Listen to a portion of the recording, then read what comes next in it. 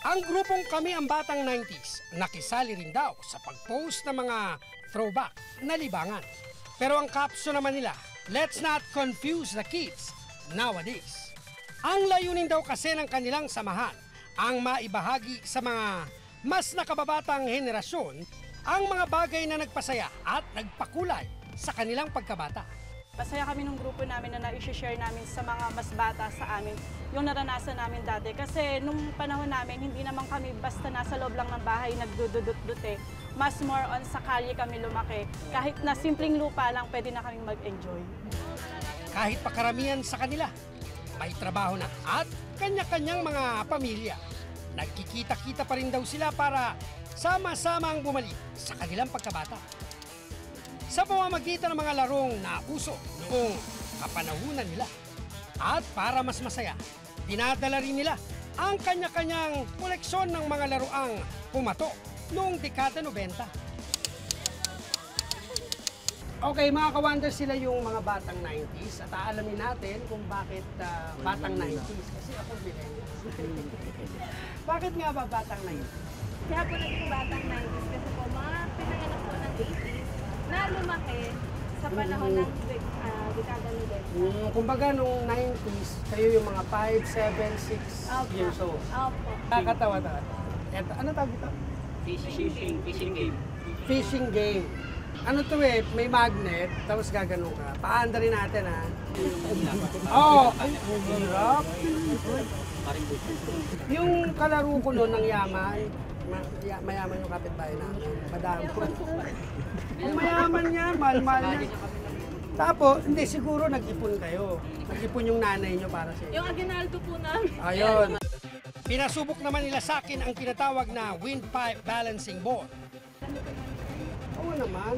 Sige nga, sir. Malinis yan, sir. Aratilis nga, pinanggaganong ko eh. Sige nga. Pag mahuhulog. Pag mahulog. Ang laruang ito, kailangang hipan para maiangat ang maliit na bola. Alam mo, hindi pantay yung bola eh. Hindi, tingnan mo yung bola, oh, ang daming saltik dun sa ano. Pero yun po talaga.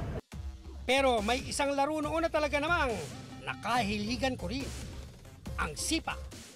Ito ko rin to, kasi ito, ang dami ko naging peklat. At para finish na, pakikitaan ko sila ng ultimate trick, ang Black Magic. Gusto niyo pakita mo? Ito muna. Tama ba? Tama, sir. Bukod sa mga laruan, nauso rin noong dekada 90 ang iba't ibang mga libangan. Noong hindi pa uso ang text, sa pagsusulat ng love letter dinadaan ang panliligaw. At para raw hindi mabasa ng iba, ang mga letra pinapalitan ng mga numero at simbolo. So meron kaming ipapabasa sa inyo na natin kung matatandaan pa siya or alam mo siya. Smiley na pabaliktad. Ilang. Walang December. Nagets ka na, walang forever. Nakakalito lang siya pagka, kasi, yung ganon. Ang sunod na pahuhulaan sa akin, mas challenging daw. Iba less than, greater than, ano ba yan? Iba lang, ibabaw. Ay, hindi ko alam, ang hirap. Ibawang, ipabarang kita. Hindi ko yung Sa batang 90s, kung naintindihan mo ito.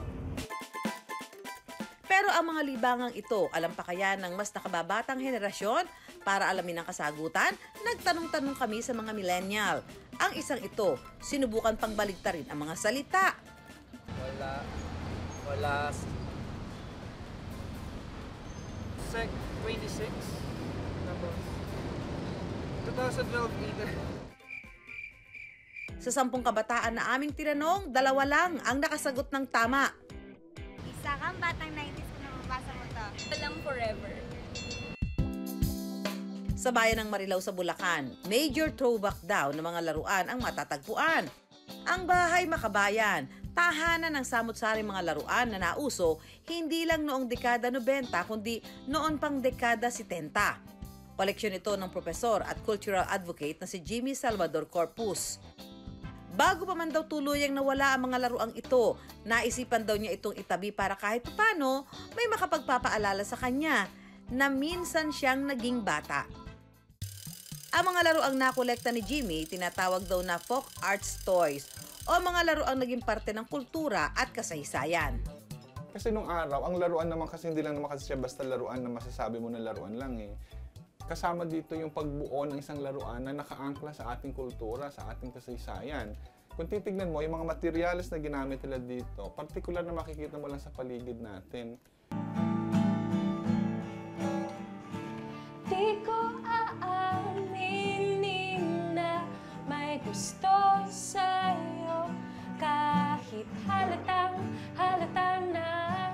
Para magbalik tanaw sa nakaraan, ang millennial online sensation at ka-wonder nating si Vanessa nalibangan ang pagkanta at pagtugtog ng gitara, bibisita sa bahay makabayan para ma-experience ang folk arts toys ni Jimmy. Hello po sir, ako po si Hello. Vanessa Mendoza, isa pong Bulakenya at millennial. Balita ko rin po may mga makaluma po kayong mga laruan. So, ito yung ratatatat na ano. Pag ito ginanyan mo, tutunog yan. Tutunog yan. So, ito ginagamit namin to kapag yung New Year, Opo. kung bagong taon. Tapos kami mga magpipinsan, naglalaro kami yan. Ginagawa naman yan. Ang laruang manok-manukan may dalawang bersyon. Ang isang ito, tila ba ping-pong, na kapag umikot ang bola sa ibaba, magyuyukuan ang mga manok na tila ba tumutukan ng palay. Ang isa namang uri ng manok-manukan, tila ba mga laruang sasakyan, na kapag hinila ang tali sa itaas, umaandar.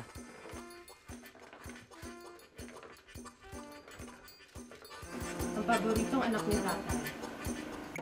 Ang laruan namang ito nagawa sa buho, tila isang ahas na maliksing gumalaw. Kaya naman tawag dito, ahas-ahasan. So ganito po pala laruin ang ahas-ahasan. Hindi na kailangang galawin masyado ang kamay dahil mismo gumagalaw na ang ahas. At hindi na rin syempre kailangan ng battery.